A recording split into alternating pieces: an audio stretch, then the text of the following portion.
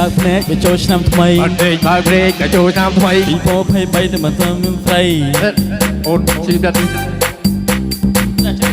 ហេតុអ្វីនេះអី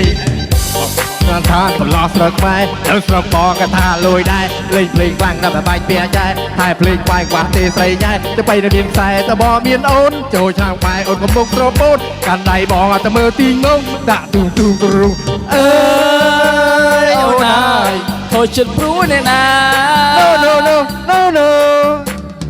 អើយអូនហើយខូចចិត្តព្រួយមិនដា No អើយ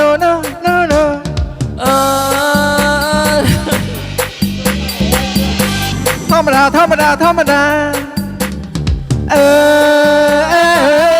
យកុំសាយគេតែមកខាងឈឹត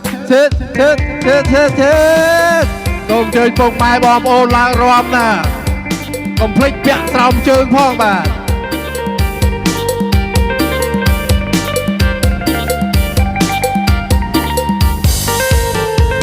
អូនស្ដាប់ខ្ញុំសិនរឿងនេះវាបែបនេះនាងតាមខ្ញុំដៃដូចអត់ទៅវិញកិច្ចពីនាងដោយលបឿនអូទ្រីសរត់ហត់ពេកហៅម៉ូតូដូបជីតាមអើយតាមតែក៏តាមយ៉ាងនេះនាងនិយាយច្រើនដោយម៉ាស៊ីនចាក់ឌីចង់តុកម៉ូតូចោលរត់ទៅហៅលំអជីស្ដាប់ខ្ញុំនិយាយដល់រឿងហេតុបែបនេះខ្ញុំឈ្មោះវណ្ណដាកំឡោះស្រុកខ្មែរនៅស្រុកខ្ញុំនេះក៏ថាលយដែរកងកាក់តែអត់ជួយស្អីដូចជារៀងអេមដែរពេលចម្រាបភ្លេងខ្មែរចូលចិត្តតាមគេមិនចោលគេតាម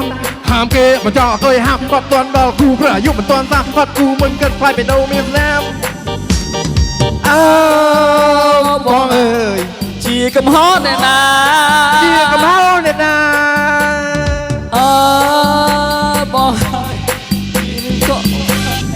នាងនៅរៀនទេតោះរៀនចប់សិនចាប់និយាយរឿងស្នេហ៍ក្នុងចិត្តផងខ្លាញ់ធ្លាក់ប្រចាំខែកាលនៅរៀនក៏ធ្លាប់ធ្លាក់ដែរធ្លាក់ក្នុងលួងខ្សែចែច្រើនពេកទៅរៀនមិនប្រកែឥឡូវគឺរសេងភាសាមើលមិនឃើញខ្ញុំខ្លាចជាអ្នកភ្លេងអត់មានអ្នកអញ្ជើញពីមុនដូចពីមុនចាំអូនពេញក្រមុំបងចង់វីដេអូទុនអើយអូនហើយខូចចិត្តព្រួយអ្នកណា No អើយអូនហើយលឺថាខូចចិត្តព្រួយមិនដា No អើយអូនហើយជារឿងធម្មតាធម្មតាអើយកុំស្នេហ៍គេតែមកខាង